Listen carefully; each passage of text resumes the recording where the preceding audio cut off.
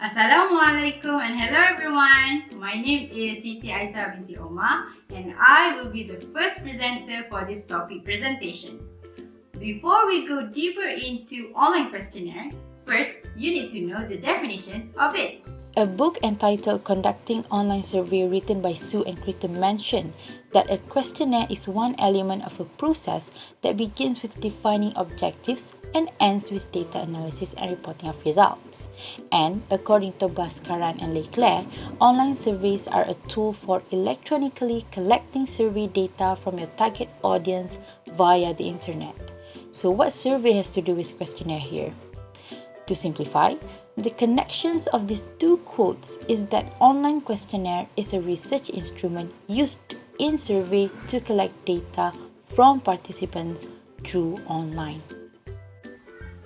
Okay, you already know the definition of online questionnaire. But what are the purpose of it? Firstly, it is to allow researchers to ask questions in ways that were not previously possible. Online questionnaire is created to ensure researchers can conduct their surveys without having to reach the participant face to face. It can actually act as medium of communication between the researcher and the subject. Another purpose of online questionnaires is to provide a standardized interview across all subjects, meaning here, you have to make sure all participants are asked the same questions, right? Imagine asking different questions to different 100 subjects. How will you actually achieve your research objectives if you cannot interpret proper answers? Okay, you already know the definition of online questionnaire and also the purpose of it. How about you move on to the next presenter? That's all from me for now. Hi, I'm Wan Najdah Auni, binti Wan Sanazi, metric number 050150, and now I will be presenting about the types of questions for online questionnaire. The first one is open questions. For open questions, possible answers are not suggested in the question, and respondents are expected to answer in their own words. They require spontaneous, unprompted responses with long or short answers. Responses may be recorded verbatim as an open-ended question, or a list of the most commonly given responses may be provided. Secondly, closed questions. Now, closed questions are predictable and they usually have a small set of answers to a closed question. Any prompted question is a closed question. With an electronic questionnaire, it is easier to administer and cheaper to process. Spontaneous questions are any questions from which the respondent is not given a repertoire of possible answers from which to choose. All open-ended questions are spontaneous, but not all spontaneous questions need to be open-ended. Unprompted questions. Prompting helps people to express their answers in the framework desired by the researcher. Any list or sets of answers that appear in the questionnaire can act as a prompt. Open-ended questions. An open-ended question is an open question where the response is recorded verbatim. It is also known as unstructured or free response question. It is used when the researcher cannot predict the responses. Some drawbacks are it is difficult for respondents to articulate what they think or feel, and they could misunderstand the question and just answer what they want to answer. Probing. It means that the researcher makes no suggestions regarding answers to the respondent. A typical probe with instructions is, "What else did you like about the product?" The researcher pauses and then probes, "What else?" and then he continues until no further answers. For pre-coded open questions, a list of pre-codes is provided with open questions for the interviewer's use. It is done to save time and the cost of coding open-ended verbatim responses, and also to provide some consistency of response. The code list may be based on qualitative research that has suggested the range of expected answers. Now, pre-coded closed questions. Closed questions tend to be pre-coded. A prompt list of possible answers is used, or there is a known and finite number of responses given. Okay, dichotomous question. The simplest of closed questions are dichotomous questions, which have only two possible answers, yes or no. Complex pieces of information can be broken down into a series of dichotomous questions. for a greater accuracy than a long single question. Multiple choice question is closed questions with more than one possible answer. There is a limited number of answers, so the range of possible answers is predictable. Okay, the last one is don't know responses. If it's not on the questionnaire, the interviewer will probe with the response that is on the pre-code list. It can provide information about the knowledge of respondents' ability to answer the question. The conclusion is the types of question for online questionnaire can be classified into three ways. The first type is open or closed question, depending on whether or not the answer can come only from a finite number of possible responses. The second one is open-ended or pre-coded, depending on whether the answer is recorded verbatim or against one or more of a number of predetermined answers. The third one is spontaneous or prompted, depending on whether the respondents are asked to reply with their own words or given choices to reply with. Assalamualaikum and hi everyone. My name is Nur Anis Alia binti Zainuddin, metric number 051020.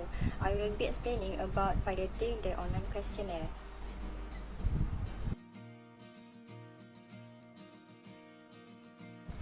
So what is pilot test? Pilot test is a rehearsal of a research study allowing researchers to test their research approach with a small number of test participants before conducting the main study. Next is reasons to conduct pilot tests. The first one is to avoid silly mistakes. Second, to help ensure the adequacy of the questions. Third, to make sure the contents are comprehensible to the respondents. And lastly, to ensure the instructions are clear and adequate. Now moving on to conducting the pilot test. There are 4 steps that need to be followed, which are selecting the target population, creating questionnaire, sending questionnaire, and reviewing results. The first step of conducting pilot tests is selecting target population. You have to select a small sample of your target population to complete the questionnaire and provide feedback about the questions. Second step is creating questionnaire. You can create from scratch or use a template. If you use a template, it might help you to save time. There are many software that generate online questionnaire that you can use, such as Google Form or Question Pro. This is an example of software that you can use to create online questionnaire. Here I include the step-by-step process of creating online questionnaire using Google Form. The third step is sending questionnaire. After you are done with creating the questionnaire, it is time for you to send it to the respondents. There are 2 ways that you can choose to send the questionnaire.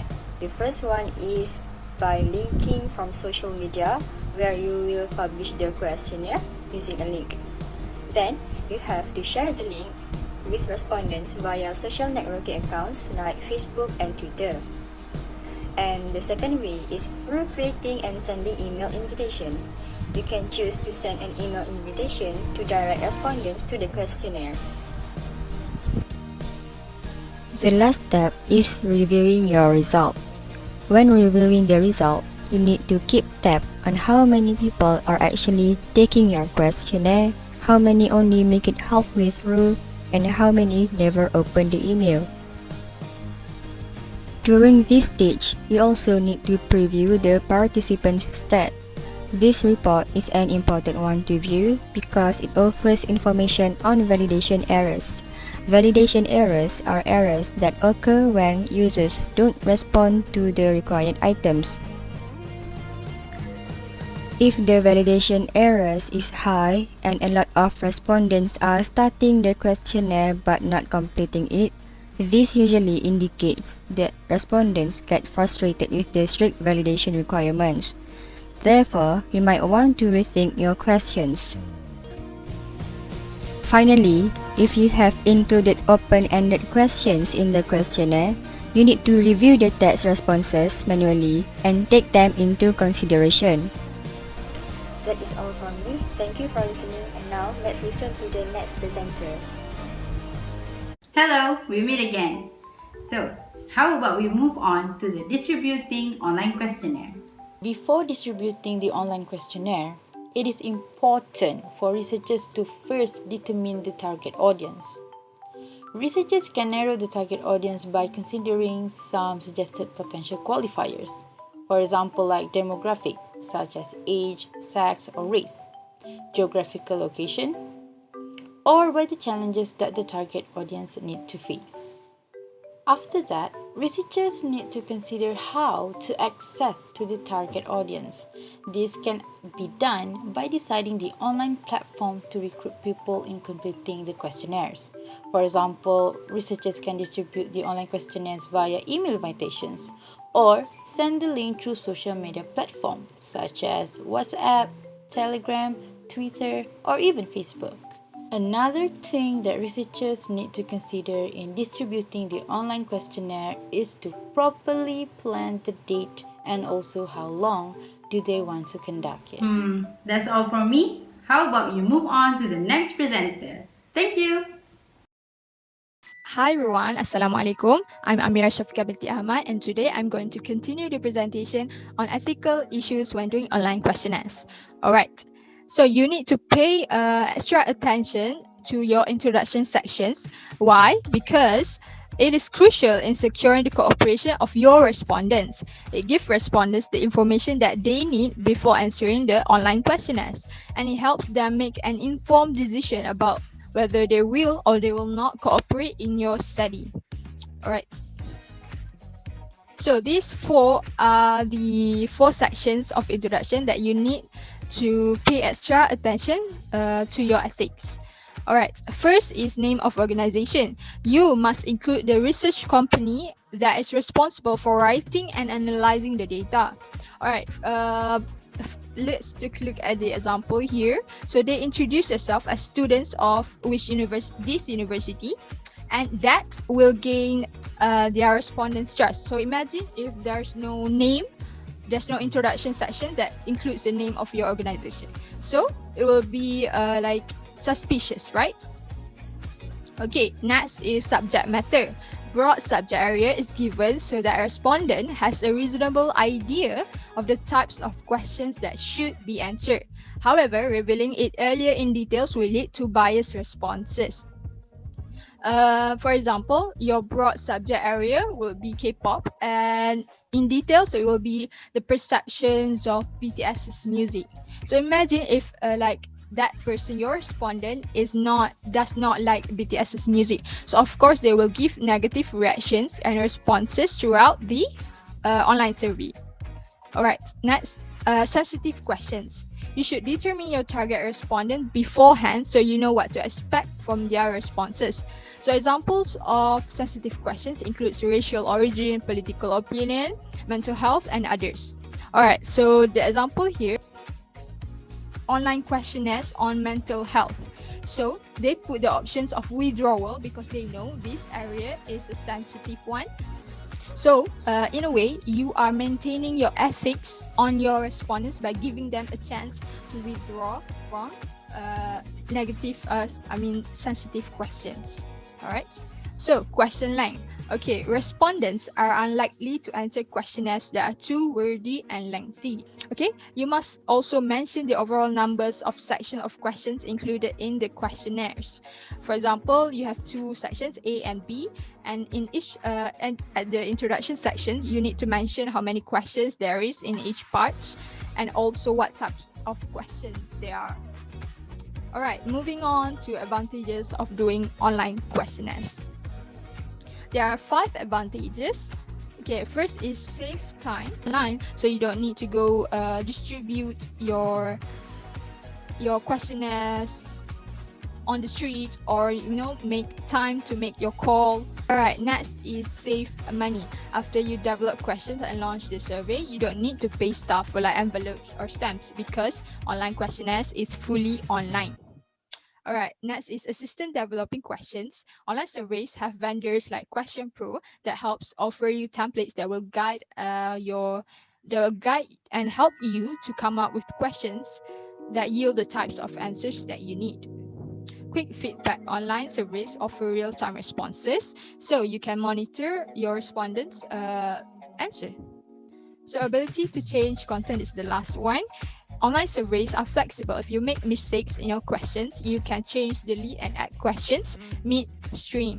Alright, so that's all from my part. Thank you for listening. Hello everyone, it's me Khaliesah, and I will be continuing with the disadvantages of using online questionnaire in your research. So let's go.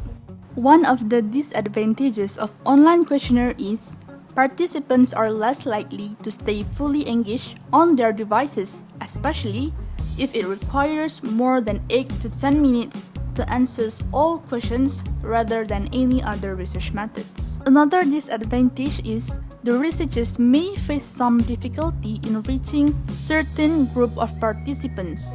For example, people who do not have access to the internet or people who are unfamiliar with online service like the elderly. When using online questionnaires, there's also a chance that some questions will be ignored or left unanswered. If questions are not stated as required, there is always a risk that it won't be answered. Online questionnaires offer a simple solution to this issue, which is to make answering the question required. Besides, there may also be different interpretations of some questions since there is no one to explain the questionnaire to the respondents. This can lead to respondents giving wrong or untruthful answers that may cause an inaccuracy in the results. Next, I will show you one example from an education-related study that used online questionnaire as their research method. So, what is this study about? This study investigates the impact on the anxiety level of university students in Malaysia and the pertinent characteristics affecting their anxiety during this pandemic. This study employs an online survey where it uses Sang's self-rating questionnaire. The researchers used a cross-sectional online survey in evaluating Malaysia university students' level of anxiety during the movement control order period in Malaysia. So this study takes in participation from both private and public colleges and universities from all states in Malaysia voluntarily. The survey was sent to the students through Google Form via WhatsApp messages. The online questionnaire includes basic demographic, a Likert type scale, 20 questions, and also an open-ended question for the students to write their main concerns or worries during this pandemic. From the Google form, there are 1,054 responses received from the students, but after data cleaning, the usable data for the research are 983 responses in total. Shown here are the percentage of students who experience different anxiety levels, where it's significantly associated with age, gender, academic specialization, and living conditions. And that's a wrap for our presentation today. So if you have any questions, you can leave it in the comment section down below. Thank you so much for watching. Bye!